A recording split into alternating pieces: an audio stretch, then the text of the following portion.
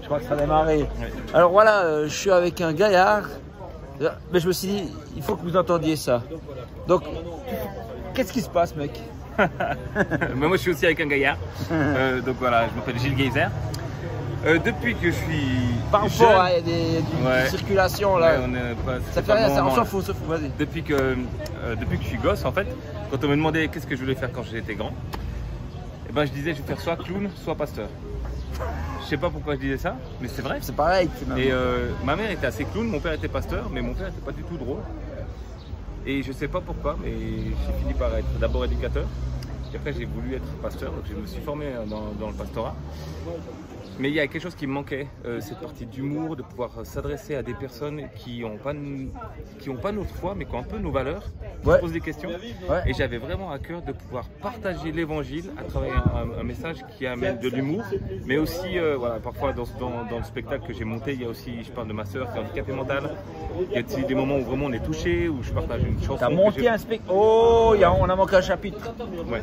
Comment ça se passe que tout à coup tu montes des spectacles alors que c'était un rêve, c'est tout?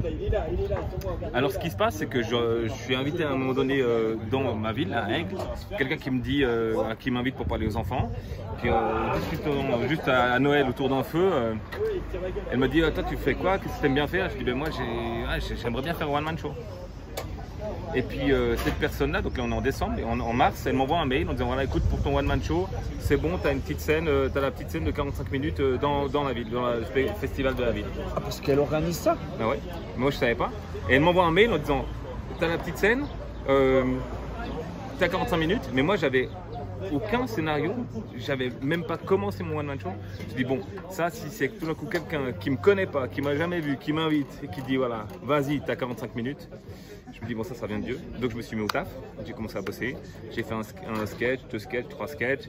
J'ai fait comment tu es devant chez toi, devant un miroir, tu te filmes, tu fais quoi? Non, alors simplement j'écris un script. Ouais. Maintenant le script il fait à peu près 35 pages. Ouais. Parce que j'ai 1h15 de spectacle. Mais au début ça a commencé avec je pense 15. J'aime d'abord écrire. D'abord j'écris, je regarde si ça marche. Je regarde avec les enfants, si c'est une vanne qui est drôle ou pas. J'essaie un accent, j'essaie un deuxième accent. J'ai un accent où je joue un personnage jurassien. L'accent ressemble un peu au tien naturel. Okay, mais je me moque pas de toi. Ah non, tu peux. Il y a un autre accent, voilà. Bref, donc je monte 2-3 spectacles, 2-3 sketchs. Puis après je me dis mais attends, qu'est-ce que en fait j'ai vraiment envie de dire? Et c'était là le plus dur, c'est de dire Gilles, tu veux dire quoi dans ce spectacle? Tu veux parler de l'amour de Dieu? Tu veux parler d'évangile? Tu veux parler d'un Dieu qui aime? De quoi tu veux parler? Et après j'ai travaillé ça pour ce que j'ai ressenti en fait quand j'ai mis ça sur la table avec Dieu, j'ai ressenti fais-nous rire, fais-nous pleurer, fais-nous réfléchir, fais-nous aimer. Et puis j'ai construit le spectacle en fonction de ça. Puis tu as été là-bas, tu as joué et c'était des gens du village? Des gens de la ville, ouais. Et ils ont dit quoi? Ben, ils ont beaucoup aimé. Ah c'était, ils ont trouvé cool? Ouais, vraiment. Je pense que... mais s'ils sont pas croyants, ils ont peut-être été choqués, non? Non. Non, écoute, il n'y a eu personne qui a été choqué parce que je suis authentique, je parle de ma foi, je parle de comment ça a touché, ça a changé ma vie, je parle de comment ça a permis à notre famille d'inclure une personne handicapée mentale et de l'aimer. Donc ça touche les gens. Ça les rejoint. Bah oui, puis on a tous des situations handicapantes dans nos vies. Puis voilà, je parle comment ça a changé ma vie, je partage de mon cœur. Et puis s'il y a des personnes qui disent bah non je suis pas d'accord, bah, pas de souci, tu en as un spectacle, on est dans un festival, tu te lèves, tu pars. Hein. Moi je viens à un festival, si j'aime la musique classique, il y a un morceau qui me plaît pas, je vais chercher un autre truc. Ça te dérange pas? Ben, c'est déjà arrivé je pense. Ouais c'est déjà arrivé. Les gens qui se disent ah ça parle de Dieu, je me casse. Ouais. Et ils vont poser plainte. Non. Ouais. Non, et donc qu'est-ce que tu aimerais dire à quelqu'un qui se dit j'aimerais bien être humoriste, je sais pas quoi faire?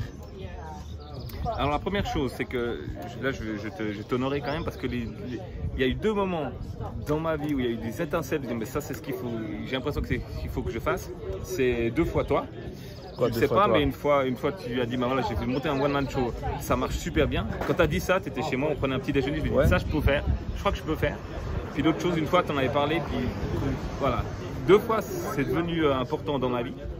Donc je pense que si en voyant ces petites vidéos vous dites bah, tiens ça ce serait important pour ma vie ou j'aimerais bien essayer, bah, soit vous contactez Alain, soit pourquoi pas me contacter moi. Il y a déjà une personne qui m'a dit écoute moi j'aimerais bien monter ça, est-ce que tu serais d'accord de me suivre et je le ferai volontiers. Donc tu lui donnes des conseils, oui. voilà. Bah oui, puis de voir écrire un script, fais-moi un sketch, est-ce que c'est drôle ou pas.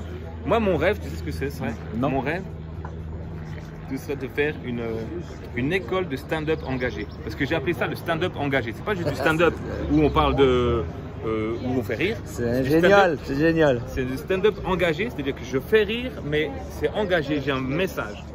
Et si un jour, on fait un camp ou une fois par année, on se retrouve à faire un camp pour le stand-up engagé, vous venez, vous avez des idées, vous trouvez, les gens vous disent que vous êtes drôle, tout ça. Mais bon, il faudra être bon, hein, parce que moi, je vais aussi vous dire, écoutez ça, tu crois que c'est drôle, mais en fait, c'est pas drôle. Donc, retravaille, parce que... Tu vas écrouler sous les messages. Moi, c'est... Bon, mais non, je les enverrai chez toi. Avec plaisir, voilà. Non, mais gloire à Dieu. Donc voilà, cette vidéo, elle dit, tu fais rire, c'est un don et Dieu peut l'utiliser puissamment. Est-ce que tu as vu que des gens qui ont été touchés, qui n'étaient pas croyants, qui ont changé d'avis ou qui ont... Ouais. Ouais, à la fin d'un spectacle, dernièrement à Montaigne, il y a quelqu'un qui m'a dit je crois qu'aujourd'hui j'ai ouvert mon cœur. Et voilà. À vous!